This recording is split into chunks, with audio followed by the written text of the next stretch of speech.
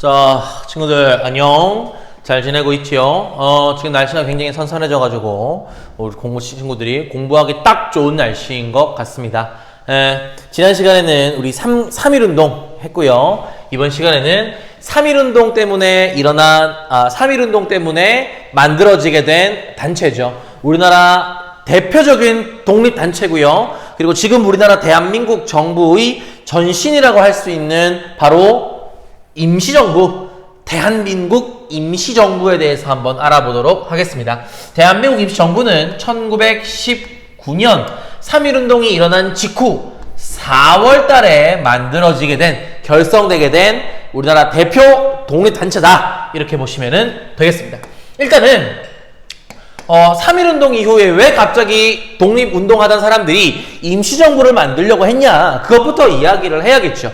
3.1운동의 의의에 대해서 이야기를 했겠지만 3.1운동은 전 국민이 참여한 독립운동이다, 이렇게 이야기를 했었죠. 그럼에도 불구하고 우리나라 전 국민이 독립운동에 참여했지만 여러 가지 의의를 남겼지만 결과적으로는 3.1운동을 통해서 우리가 독립했다, 못했다, 독립운동을 못했다, 이렇게 되는 거죠. 그렇기 때문에 결과론적으로만 놓고 본다면 3.1운동은 실패한 독립운동이다.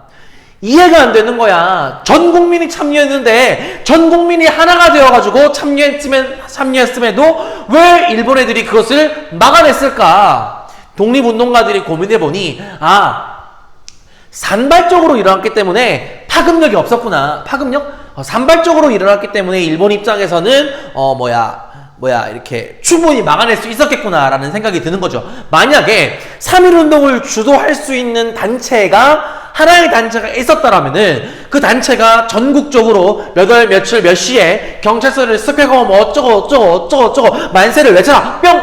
하나 둘 셋, 대한독립 만세! 경찰서 야야야! 헌법경찰대 얌얌얌! 했으면은 우리가 그때 독립했다고요. 아무리 일본 경찰이 막 칼을 들고 총을 빼들어봤자 우리가 엄청나게 많은데 안 되는 거죠. 그런데 우리가 그렇게 하지 못했다라는 거야. 제일 처음에는 서울에서, 그래서 일본 병력이 서울에 집결해서 서울에서 3.1운동을 진압했다가 중소도시에서 만세운동이 일어나면은 그 경찰 병력이 그대로 중소도시로 이동했다가 이후에 농촌에서 일어나면은 그 병력이 그대로 농촌으로 이동하는, 그러니까 산발적으로 일어났기 때문에 실패했다, 이렇게 본 거죠, 독립운동가들은. 그렇기 때문에 앞으로의 독립운동을 주도할 수 있는 하나의 독립운동 단체를 만들어야겠다, 독립운동 단체를 일원화해야겠다, 이런 생각을 하게 된 거죠. 그렇게 되면서 이러한 문제의식으로 우리 민족에게는 세 개의 임시정부가 만들어지게 됩니다. 그러니까 똑같은 문제의식을 가지고 각각에서 임시정부가 만들어지게 되는 거예요. 어디서 일단 만들어졌냐 하면은 먼저 첫 번째는 상하이입니다. 상하이에서 임시정부 3.1운동의 배경에서 선생님이 신한청년당의 김파리 강화회의에 김규식을 파견했다, 이렇게 이야기했을 거예요. 그 신한청년당을 중심으로 임시정부가 하나 만들어지고요. 상하이에서. 또 한성에서, 그때 당시에 일본은 한성을 경성이라고 불렀는데요. 경성에서는 한성정부라는 국내에서 독립운동을 하던 독립운동가들을 중심으로 임시정부가 만들어지고요. 그리고 여기는 연해주, 도시 이름으로 말하자면은 블라디보스토크. 그러니까 어떤 데는 블라디보스토크, 어떤 데는 연해주, 다 같은 말입니다. 블라디보스토크. 러시아죠. 러시아. 블라디보스토크. 딱 봐도 러시아 같죠. 블라디보스토크. 코쟁이. 모모스키. 약간 러시아 느낌 납니까? 아무튼 이 블라디보스토크에서는 대한국민의회, 아마 1910년도에 블라디보스토크 연해주 지방에서 있었던 독립운동 단체를 이야기하면서 이 이야기 했을 거예요. 대한국민의회를 중심으로 임시정부가 만들어집니다. 근데 세 군데에서 만들어졌다고 했잖아요. 임시정부를 만들어야겠다라고 했던 그 문제의식이 뭐였는데, 독립운동을 한 군데에서 지휘하자였거든요. 근데 임시정부가 세 개면 안 되잖아요. 그래서 이 세 군데의 임시정부가 하나로 합치자. 이 통합운동이 일어나게 되고요. 결과적으로는 이 상하이에 임시정부가 만들어지게 됩니다. 그리고 그 이름을 드디어 우리가 대한민국이라는 이름을 쓰게 되는 거죠. 그러면서 대한민국 임시정부를 수립하게 됩니다. 그러니까 우리나라의 지금 나라 이름이 대한민국이잖아요. 그 대한민국의 모태가 되는 거죠. 그러니까 대한민국 정부가 1948년도에 만들어지는데 우리 대한민국 정부의 기원을 찾아 들어가면은 3.1운동 이후에 만들어진 이 대한민국 임시정부다. 이렇게 할 수가 있는 것이죠. 그렇기 때문에 이 임시정부에 대한 내용은 너무너무 중요하고요. 이 임시정부를 잇게 했던 만세운동인 3.1운동은 더더욱 중요하게 되는 거지.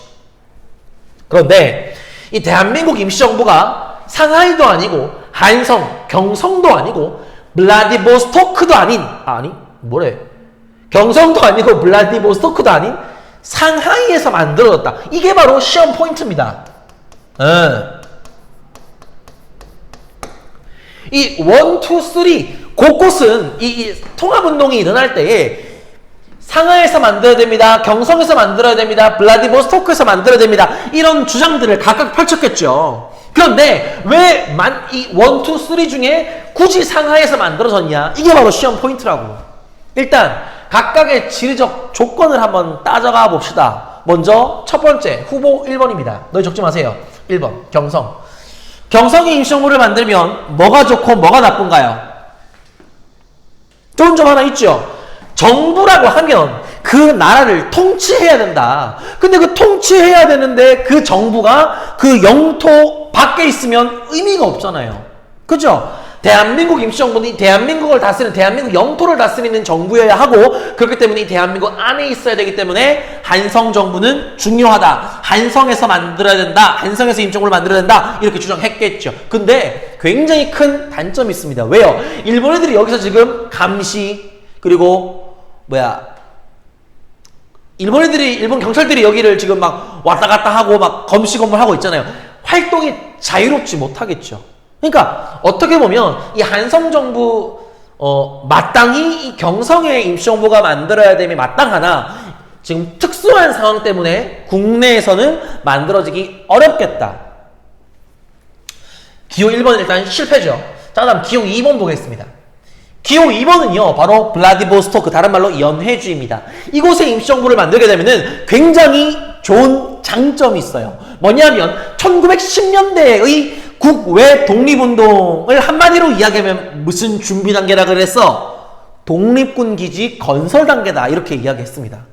기억나나요? 그래서 여기 삼원보 지역, 그 다음에 용정 지역, 여기 연해주 지역을 중심으로 독립단체들이 만들어지고 이 독립단체들을 중심으로 뭐가 만들어지게 되었다? 독립군이 만들어지게 되었다 이렇게 이야기했었어. 그래서 마지막에는 여기는 서로군정서, 북로군정서, 그 다음에 여기는 대한국민의회, 군단 이런 얘기 했었잖아요. 기억나나요? 그러니까 만약에 이 연해주 블라디보스토크에 임시정부를 만들게 되면 이 독립군들을 활용할 수 있는 거야. 그러니까 독립군대를 이용해서 일본군을 물러낼 수 있는 거지. 그러면서 우리가 독립을 이룰 수 있는 거지. 이것을 우리는 뭐라고 부르냐면 everybody say 무장 독립 투쟁론, 무장 투쟁 독립론. 그러니까 독립전쟁을 통해서 우리가 독립을 이뤄내자 라고 주장하던 사람들이 이 블라디보스토크에 임시정부를 만들어야 된다 이렇게 이야기를 한 거예요. 됐죠? 그러면 이제 마지막 기호 3번입니다. 이 기호 3번은요 상하이의 장점이 있습니다. 이 장점이 뭐냐면 중국 안에서의 조개지입니다. 그러니까 이 상하이는 중국의 여러 나라들이 진출했잖아요. 영국, 프랑스, 미국, 러시아 여러 나라들이 진출했잖아요. 그 공사관들이 모여있던 자리가 바로 이 상하이입니다. 그러니까 외국 사람들이 엄청나게 여기에 많이 있었던 거야. 외국 대사관들이 많이 있었던 거죠. 그리고 그러면서 여기 외교 활동, 그러니까 외교관들이 모여있기 때문에 외교를 통해서 독립을 이룰 수 있는 거죠. 이때 당시에 1918년에 미국 대통령 윌슨이 민족 자결주의, 민족 스스로 어떻게 할지, 식민지배에서 당할지, 독립할지 니들이 알아서 결정해라. 요 흐름이 전 세계를 지배했다 이렇게 이야기했잖아요. 그러면 3.1운동이 일어났다고 얘기했잖아요. 그리고 미국과 영국이 도와주겠다. 너희들이 결정한 거를 이렇게 이야기했다고 그랬잖아요. 그러니까 그 미국과 영국을 활용할 수 있었던 거예요. 상황이 있으면. 근데 결과적으로는 어디에 임시정부를 만들게 되었다? 상하이에 임시정부를 만들게 되었다. 그 말은 그때 당시에 무장투쟁을 통해서 독립을 이루자라는 사람들이 더 많았던 거야? 외교를 통해서 독립을 이루자라는 사람들이 더 많았던 거야? 그치. 외교를 통해서 독립을 이루자 했던 사람들이 더 많았던 거죠. 왜요?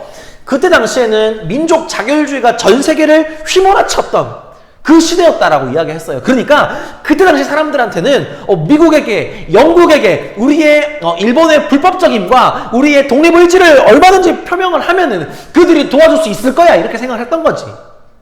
그렇기 때문에 연해주보다는 상하이에 독립운동 임시정부를 만들자 이렇게 된 거죠. 상하이에 독립운동 임시정부를 만든 이유가 뭐라고요? 외교 독립론. 외교를 통한 독립을 하자. 이 우세했기 때문이다라는 거지. 그리고 난 다음에 이 대한민국 임시정부는 헌법을 제정하게 되고요. 나라의 체제, 형태들을 헌법을 통해서 갖추게 됩니다. 일단 기본이죠. 근대 국가의 기본, 삼권 분립에 황제가 있거나 왕이 있는 나라가 아니라 민주공화제 를 채택하게 됩니다. 그러면서 임시정부의 초대 대통령으로는 이승만이 그때 당시에 외교를 통한 독립을 해야 된다라고 가장 적극적으로 주장했던 사람이고요. 그리고 이승만이 미국에 유학을 꽤 오랫동안 가 있으면서 미국에서 외교 활동을 많이 했거든요. 그렇기 때문에 이승만의 외교 활동, 미국을 통해서 우리 독립할 수 있을 거다라는 꿈을 꿨던 거야. 그래서 대통령으로, 임시정부의 초대 대통령으로 이승만, 그리고 국무총리로 무장투쟁론자의 대표 주자입니다. 이동휘라는 사람을 국무총리로 앉히면서 우리는 민주공화제를 채택한 정부로 시작을 하게 되는 것이죠. 근데 이 상하이 이 국외에 임시정부가 있으면서 이 국내와의 소통 문제, 이 국내와의 연결 문제가 문제가 될 수 있습니다. 그러니까 국내에서 어떤 일이 벌어질지를 모르고 여기서 정책 세우고 독립운동하면 안 되잖아요. 그러니까 국내와 긴밀하게 연락을 취하면서 정책을 그리고 독립운동을 주도하기 위해서 국내와의 연락책을 만들게 되는데요. 그것이 바로 Everybody Say 연통제 교통국. 다시 연통제 교통국이라고 합니다. 자, 일단은 이 연통제라는 거는 연락 체계 방식이다 이렇게 생각을 하면 됩니다. 그러니까 우리 방학식 때마다 우리 가정통신문만 나눠줍니다. 그리고 난 다음에 만약에 무슨 일이 있으면 선생님이 1번에게 어떤 급하게 전달할 사항을 전달하면 1번은 2번에게, 2번은 3번에게, 3번은 4번에게, 4번은 5번에게 그러면서 쭉쭉쭉쭉 해서 17번에까지 연락 체계를 구축하자라는 게 우리 학교의 시스템이에요. 그래서 너희들 요즘엔 선생님들이 카톡으로 한 방에 쫙 날리면 되지만 옛날 같은 경우에 전화밖에 안 될 때는 1번이 2번에게, 2번이 3번에게, 3번이 4번에게 쭉쭉쭉쭉 연락 체계를 갖추었다고. 그런 것처럼 이 임시정부도 어떤 한 사람에게 1번 사람에게 어떤 연락을 주는 거야. 그럼 1번 사람은 나는 이 0번 사람에게 연락을 받아서 2번 사람에게 내가 연락을 주면 된다. 이 미션이 있는 거죠. 그리고 2번 사람은 나는 그 다음 사람이 이 사람에게 내가 어떤 연락을 주면 된다. 그리고 반대로 저쪽에서 만약에 이 국내에서 연락이 돌아온다? 그럼 3번 사람은 2번 사람에게 연락을 하면 된다. 이 정도만 아는 거야. 그러니까 이게 뭐 어떤 효율적인 면이 있냐면은 개개인적으로 봤을 때는 나는 임시정부 요인 사람을 2명밖에 모르는 거야. 맞나요? 내가 만약 4번이면 3번과 5번밖에 모르는 거야. 나머지 큰 연결고리, 거미줄처럼 연결되어 있는 그 연결망 다 모르는 거죠. 그러니까 내가 잡힌다 하더라도 뭐 큰 타격이 없는 거야. 무슨 말인지 되니? 이 연통제에 뭐 교사, 학생, 승려 할 것 없이 엄청나게 많은 직업군의 사람들이 자원해서 목숨 걸고 연락을 주고받았다는 거죠. 이게 바로 연통제입니다. 그리고 교통국은 뭐냐면은 이거는 뭐라 그래야 돼? 우리나라로 치면 뭐 국방부 뭐 이런 거 있잖아요. 그것처럼 소통을 담당하는 그러니까 부서다 이렇게 생각하면 돼. 그래서 국내에 교통국을 만들게 되는데 이 륜량행이라는 겉으로 봤을 때는 기업입니다.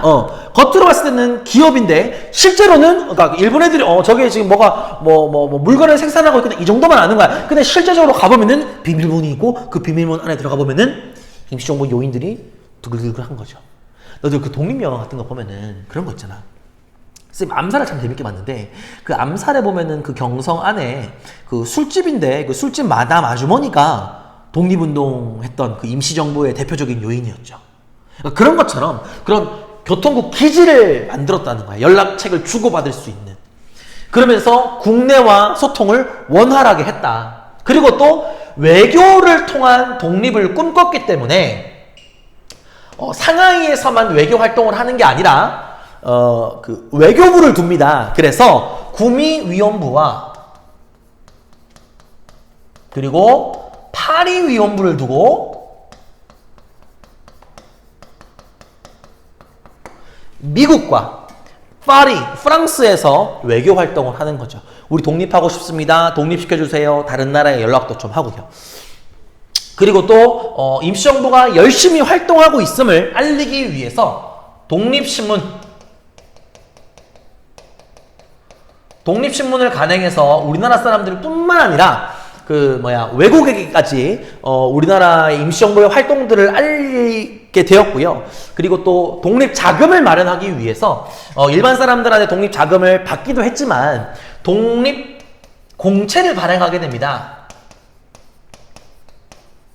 그러니까 생각을 해봐. 그때 당시에 총도 구해야 되고 뭐 대포도 구해야 되고 무기들도 구해야 되고 그 다음에 뭐 독립활동을 하기 위해서 돈이 많이 필요하잖아요. 근데 그 돈이 어디서 나냐고. 임시정부가 국민들한테 받아야 되는 건데 그냥 맨입으로 달라고 하면은 뭐 많이 안 주잖아요. 그러니까 공채를 씁니다. 이 공채가 뭐냐면 이 그냥 종이 쪼가리 뭐야 종이 쪼가리예요. 그래서 뭐 100원 종이야.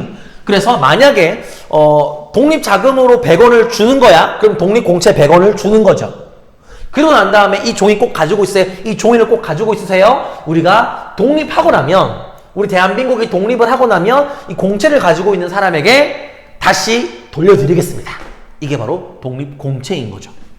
그러면서 독립자금도 모으는 어떻게 보면 굉장히 체계적인 그런 독립활동을 진행을 합니다. 근데 이 1919년도에 만들어진 이 임시정부는요. 1년, 2년 외교활동을 열심히 하기는 하지만 외교 성과가 전혀 없는 거야. 그러니까 일본 애들이 미국과 영국 애들이 너희들이 독립하고 싶으면 독립시켜 줄게 라고 이야기하긴 했고 우리가 도와줄게 라고 말은 했지만 우리가 열심히 우리의 독립의지를 나타내고 표명하고 알리고 선전하고 있음에도 우리를 독립시켜주기 위한 어떠한 액션도 보이지 않았던 거죠. 이렇게 되니까 임시정부 사람들과 그 임시정부를 지지하던 사람들이 이 외교를 통해서 계속 독립운동하는 게 맞나? 그냥 이 임시정부를 통해서 독립운동하는 게 이거 그냥 밑빠진 독에 물보기 같은데? 이런 생각을 하게 된 거야. 그러면서 이 위기가 찾아오게 됩니다. 일단 임시정부에. 그러니 이 위기를 극복하기 위해서 이 위기를 극복하기 위해서 이 임시정부의 모든 인사들이 한자리로 모입니다. 우리는 그것을 무엇이라고 말하냐 하면 따라합니다. 국민대표회의. 다시 국민대표회의. 이 연도까지 외워두면 참 좋은데요. 뭐 고등학교 때 외우고 지금은 뭐 외우지 마세요. 1923년입니다. 국민의 대표격을 지니고 있는 여러 학자들, 그리고 지식인들, 그리고 임시정부에서의 뭐 관리들, 이런 사람들이 상하이에 모여가지고 이제 우리 앞으로 어떻게 할 것이냐를 두고 크게 회의를 합니다. 일단 첫 번째 사람은요, 우리 임시정부 없애버리고 새롭게 무언가를 만들어야 됩니다. 새로운 독립운동의 패러다임을 제시할 수 있도록 무장투쟁으로 가야 됩니다. 무장독립으로 가야 됩니다. 이렇게 주장했던 사람들이 바로 창조파입니다. 신채호, 나중에 우리 배울 텐데요. 나중에 아니구나. 우리 배웠잖아. 독사실론 이런 거 배웠잖아요. 그죠? 이 신채호를 중심으로 한 창조파의 주장들이 있었고요. 이 외교적 성과가 없으니 그냥 우리 외교를 버리고 이 상하이의 임시정부를 버리고 다른 곳에 또 임시정부를 만들어서 새롭게 뭔가를 해봅시다 라고 주장했던 사람들이 있었고, 아닙니다. 그래도 이 임시정부는 정통성이 있는 임시정부입니다. 이 세 개의 임시정부가 통합될 때에 한성정부의 법통성을 계승받았다 이렇게 이야기를 하거든요. 그러니까 국내에 있는 국내에서 만들어진 정부의 법통성을 계승받은 이 임시정부를 어떤 방법으로든지 계속해서 이어가야 합니다 라고 주장하는 개조파가 있었던 거야. 대표적인 사람이 바로 안창호, 여운형 뭐 이런 사람들이 있었어요. 그래서 뭐 상하이로 계속 남아야 된다, 아니다, 딴 데로 가야 된다, 남아야 된다, 딴 데로 가야 된다, 뭐 무장투쟁으로 가야 된다, 외교로 계속 가야 된다, 뭐 이렇게 지지고 뽑고 싸우고 지지고 뽑고 싸우고 하다가 결과적으로는 누가 이겼을까? 누가 이겼을까, 얘들아? 읽어봐. 흐지부지. 다시 읽어봐. 흐지부지. 싸우다가 A씨 다음에 봐. 다음에 다시 모여입니다. 싸우다가 다음에 봐. A씨 보지마. 안 보이는 거야. 어떠한 결론도 나지 않고 슥 끝나버리게 되는 거죠. 그러면서 이 임시정부는 정말 말 그대로의 위기가 닥치게 되는 거야. 임시정부에 있어봤자 뭐 별로 싸우기만 하고 뭐 아무것도 하는 거 없더라. 독자적인 단체들이 막 만들어지기 시작합니다. 그러면서 결과적으로 임시정부의 역할들은 굉장히 축소되는 거죠. 1923년 이후로. 그런데 1923년 이후로 1930년대, 적지 마세요. 1930년대에 가서 임시정부의 한 사람이 아무런 무기력한 임시정부를 다시 일으키게 되니 그 사람이 누굽니까? 바로 임시정부의 문지기를 자처하며 임시정부에 들어갔던 우리가 너무너무 잘 알고 있는 키 190의 장정입니다. 바로 백범 김구 선생님이죠. 백범 김구 선생님에 대해서는 선생님이 또 언젠가 한번 이야기할 때가 있을 것 같은데, 제일 처음에 백범 김구 선생님이 등장하는 것은 바로 그때입니다. 독립협회에 만민공동회를 할 때 안창호 선생님이 만민공동회에서 연설을 하시거든요. 그 연설에 감명을 받고 김구 선생님이 그 의병장이 됩니다. 그러니까 엄청나게 덩치가 큰 분이었어요. 그래서 의병장으로 활약을 하시다가 을미사변이 일어났다는 이야기를 듣고 상심하며 주막에서 이렇게 막걸리를 마시고 있었는데, 그 일본 애들이 그 주막에 와가지고 막 웃고 떠들고 했던 거죠. 김구 선생님이 빡치는 거야. 니들이 뭔데 우리나라에 들어와서 일본 우리나라의 국왕이 아니죠. 왕비를 시해하고 니들이 뭐가 좋다고 웃고 떠드냐. 물론 그 사람이 죽인 건 아니지만 일본 놈이라는 이유로 때려 죽입니다. 그 일본 놈을. 대단하시죠? 그러면서 그 살인범으로 감옥소로 들어가십니다. 그리고 난 다음에 고종이 전화를 통해서